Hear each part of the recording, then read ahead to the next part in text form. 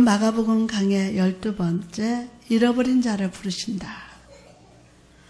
할렐루야. 성령의 인담을 받아 예배자리에 나온 성도 여러분을 축복합니다.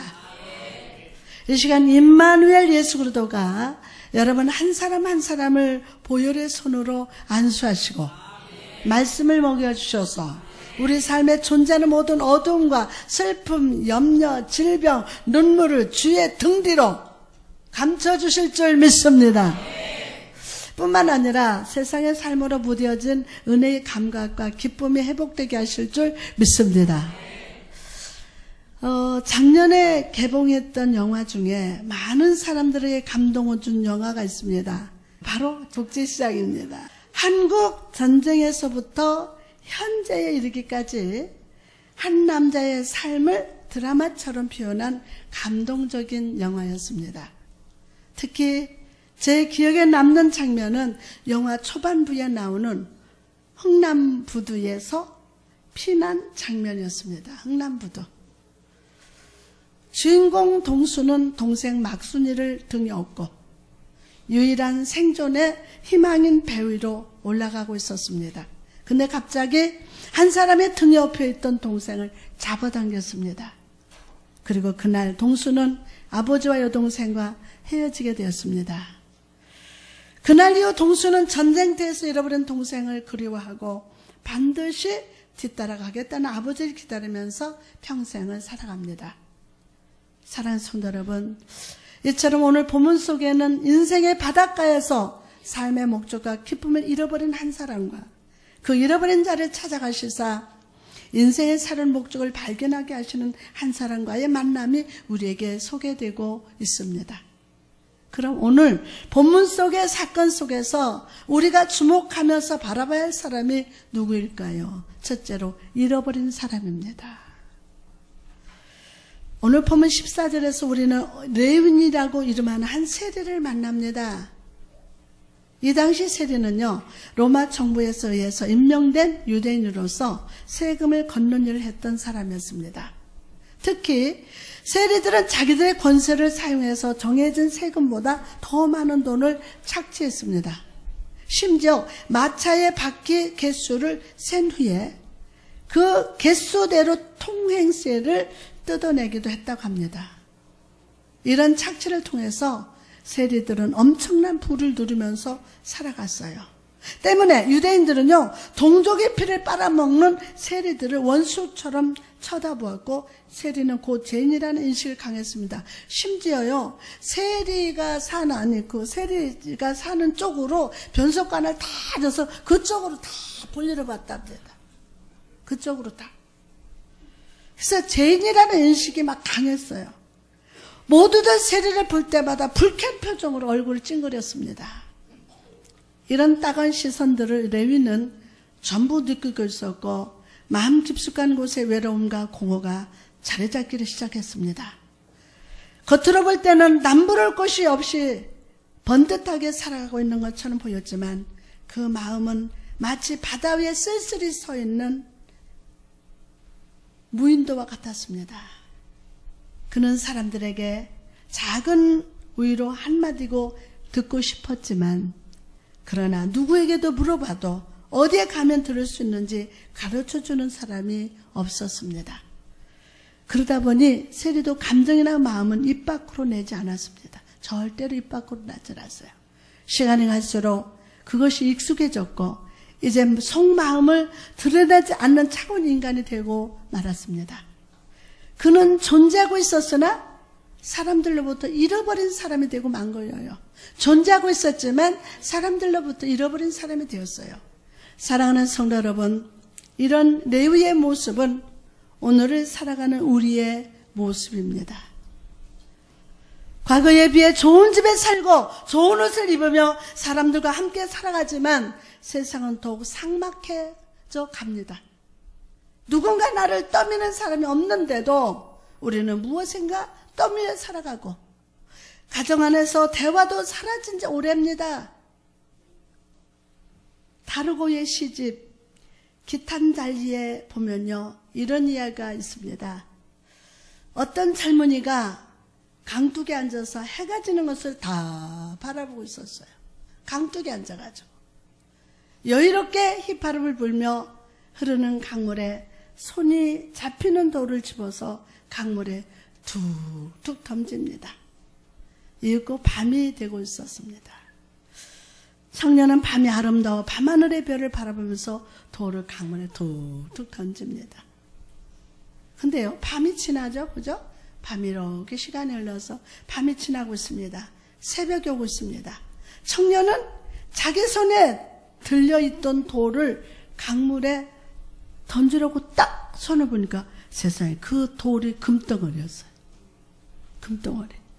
즉 청년은 밤이 새도록 황금이 돌인 줄 알고 툭툭 던져버린 거예요. 청년은 자기가 황금을 던져버린 것이 너무 허탈해서 그 자리에 앉아 통곡을 했다고 합니다. 여러분, 이 이야기가 말하는 것이 무엇입니까? 청년이 바라보고 있던 강은 세상을 의미합니다.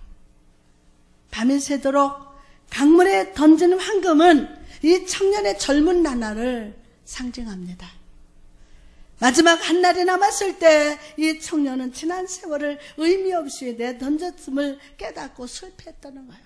의미 없이 내던져버리는 거예요. 그래서 그걸 깨닫고 슬퍼합니다. 통곡합니다. 사랑하는 성도 여러분, 오늘 여러분은 어떠십니까? 여러분도 하루라는 시간의 황금을 아무 의미 없이 세상이라는 강물에 던지고 있지는 않습니까? 여러분, 우리가 아무리 세상에서 인정받고 물질이 많고 유명해져도 하나님을 떠나고 있다면 그것은 잃어버린 삶입니다. 잃어버린 삶. 세리였던 레위가 수많은 물질을 소유했음에도 그 마음에 공허함을 느꼈던 것처럼 하나님을 떠난 영혼은 공허한 인생, 후회의 인생을 살 수밖에 없다는 것입니다. 바울은 잃어버린 삶을 살아가는 사람들의 모습을 이렇게 표현합니다. 로마서 1장 28절에 그들이 마음에 하나님 두기를 싫어하며 하나님께서 그들을 그 상실한 마음대로 내버려 두사. 여러분, 여기서 마음은 헬라 누스라고 하는데 이것은 이성을 의미합니다. 이 이성은 하나님 주신 것으로서 진리이신 하나님 말씀에 근거해서 사용될 때만이 은사로서 사용될 수가 있습니다. 그러나 사람의 마음이 하나님을 떠나면 이 이성이 타락됩니다. 사람의 마음이 하나님을 떠나면 이 이성은 타락됩니다. 그리고 이 타락한 마음 중심이 아니라 겉모습에 집중하게 만듭니다. 아담과 하와를 보시기 바랍니다.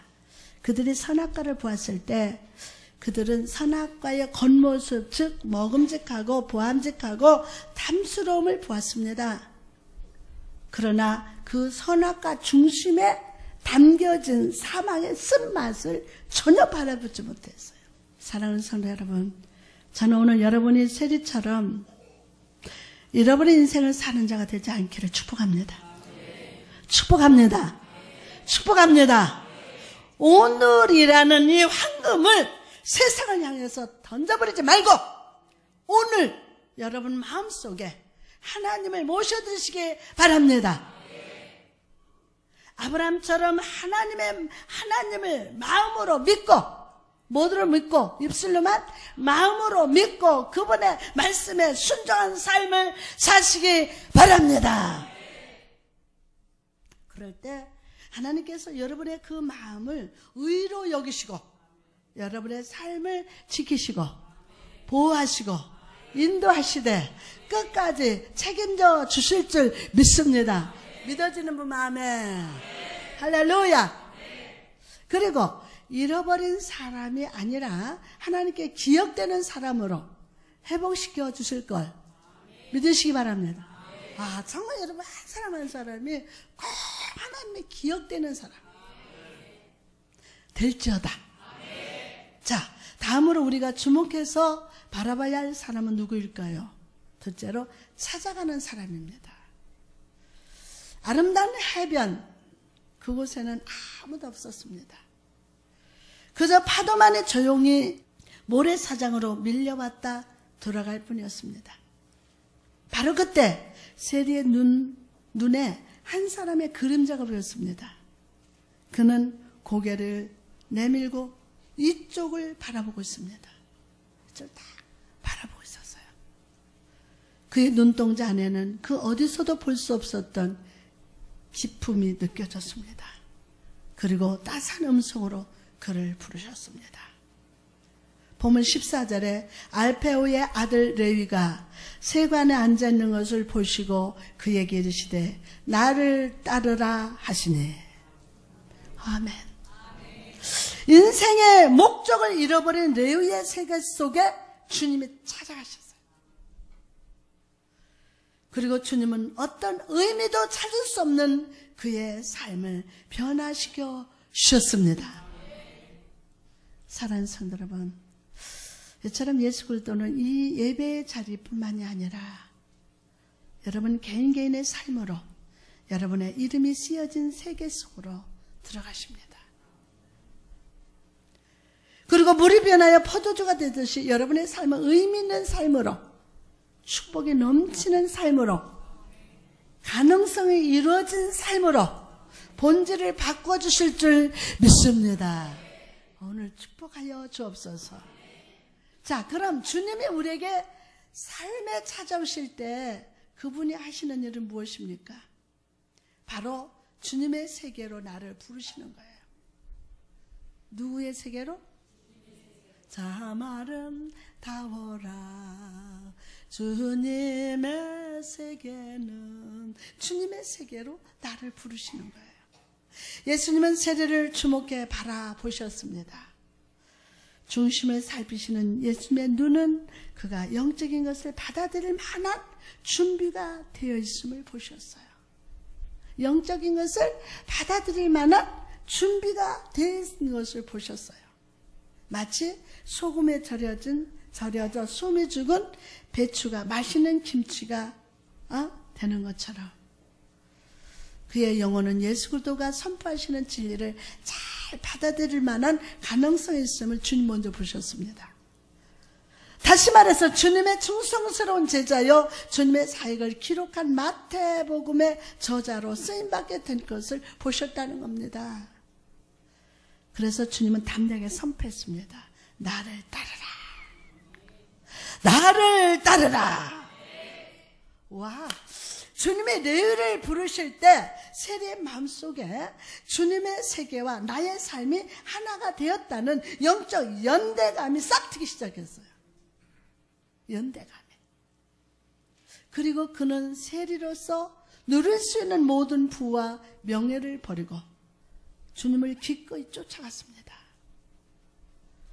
사랑하는 성도 여러분, 이처럼 예수 그리스도는 자기 자신의 꿈과 계획, 자기 힘과 능력을 의지하며 살아가는 우리에게 찾아오십니다. 그분은 우리의 단점이 아니라 우리의 장점을 보시며 가능성이 아니라 이미 그 가능성을 이룬 사람처럼 바라보시고 가능성이 아니라 그 가능성을 이룬, 아멘, 사람처럼 바라보시고 우리를 주님의 세계로 불러주십니다. 할렐루야. 디즈니 월드를 세웠던 누구죠? 월트 디즈니는 말하기를 세상에는 세 종류 사람이 있다고 합니다. 첫째는 독설가입니다. 이런 사람을 만나는 사람마다 낙심시키고 창조성을 짓밟으며 아무것도 할 수 없다고 말합니다. 두 번째로 자기 관리자입니다. 이 사람은 선한 마음을 가졌지만 자기가 필요한 것만 돌보고 생각하는 사람입니다. 세 번째로 삶을 고양시키는 사람입니다. 이런 사람은 손을 내밀어 다른 사람의 삶을 풍요롭게 해주려고 노력하고 모든 일에 영감을 불어넣는 사람이라고 합니다. 사랑하는 성도 여러분, 오늘 여러분은 이 세 사람 중 어떤 사람의 말에 귀를 기울이고 계십니까? 여러분의 환경과 상황, 어려움을 바라보게 하고 낙심을 주는 말에 귀를 기울이십니까? 그렇다면 그것은 친구가 아니라 사단의 음성입니다. 세상 사람이 나의 도움이라고 생각하십니까? 그들도 결정적일 때는 자기 자신을 먼저 생각할 뿐입니다. 그러나 여러분이 오늘 나를 따르라는 예수 그리스도의 음성에 아멘 할 때, 그분은 지친 여러분의 영혼에 손을 내밀어 주시고 여러분을 격려하며 여러분의 삶을 주의 은혜로 풍요롭게 하실 것임을 믿으시기를 바랍니다. 저는 중심으로 여러분 그렇게 축복합니다. 사무엘하 12장에 보면요, 다윗이 밧세바를 통해서 아들을 얻고 그 이름을 솔로몬이라고 지었습니다. 솔로몬은 평화라는 뜻입니다. 그러나 이름을 평화라고 지었다고 해서 그의 삶이 진정 평화로울 수는 없었습니다. 그래서 하나님은 나단 선지자를 통해서 또 하나의 이름을 주십니다. 바로 여디디야. 시작. 여디디야라는 이름입니다. 여디디야의 뜻이 무엇입니까? 하나님의 사랑을 입다. 여디디야의 뜻이 하나님의 사랑을 입다입니다. 하나님은 솔로몬에게 이 이름을 주심을 통해서 진정한 평화는 하늘에 계신 하나님의 사랑이 부어질 때 가능하다는 것을 가르쳐 주었어요. 사랑하는 성도 여러분, 여러분도 삶이 평화롭기를 원하십니까? 그렇다면 오늘 나를 쫓으라고 명령하시는 주님 음성에 아멘으로 순종합시다. 아멘이 될지어다. 여러분 생각, 여러분의 마음, 여러분의 모든 계획 속에 하나님이 주시는 이름, 시작. 옳지. 다시 한번 시작. 여디디야라는 이름표를 붙이시기 바랍니다. 여디디야. 그리고 오히려부터 임하는 하나님의 사랑, 하나님의 빛, 하나님의 평강으로 충만히 채워달라고 간구하시기를 바랍니다. 그럴 때 여러분의 삶은 헛되고 헛된 삶이 아니라 주님 안에서 참 편안을 누리는 삶이 될 줄 믿습니다. 마지막으로 우리가 주목해서 바라야 할 사람이 누굽니까? 바로 초대하는 사람입니다. 초대하는 사람. 오늘 본문 15절 시작. 그의 집에 앉아 잡수실 때에 많은 세리와 죄인들이 예수와 그의 제자들과 함께 앉았으니 이는 그러한 사람들이 많이 있어 예수를 따름이려라. 아멘.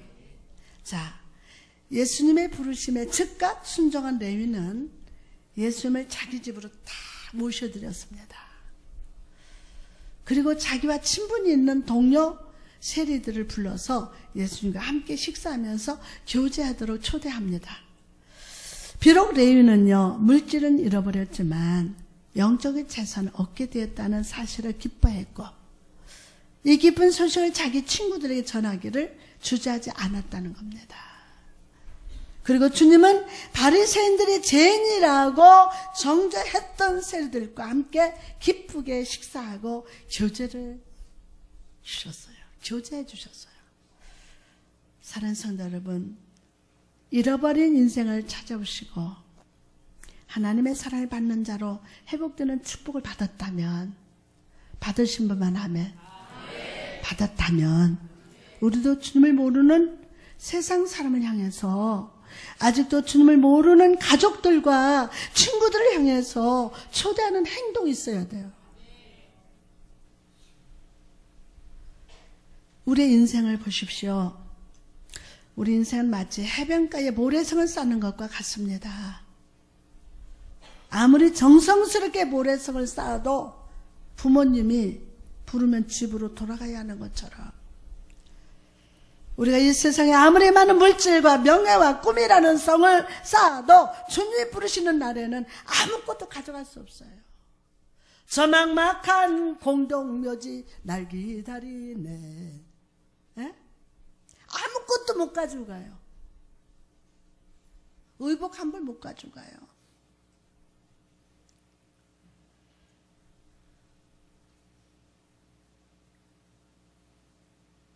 우리 인생의 마지막 날 가져갈 수 있는 유일한 것은 예수 그리스도를 믿는 믿음 단 하나뿐입니다. 예수 그리스도를 믿는 믿음 단 하나 이거예요. 그리고 주님은 이 믿음이 있느냐 없느냐에 따라서 선과 악을 판단하심을 잊지 마시기 바랍니다. 믿음이 있느냐 없느냐 여기서 선과 악을 판단하세요. 절대로 이거 잊으시면 안 됩니다. 사랑하는 성도 여러분, 다음 주일은 무슨 주일입니까? 총동원 주일로 지키게 됩니다. 전도 주일입니다. 해마다 지키는 그저 또 지키고 가는 이러한 총동원 주일을 저는 이번에 안 지켰으면 좋겠어요.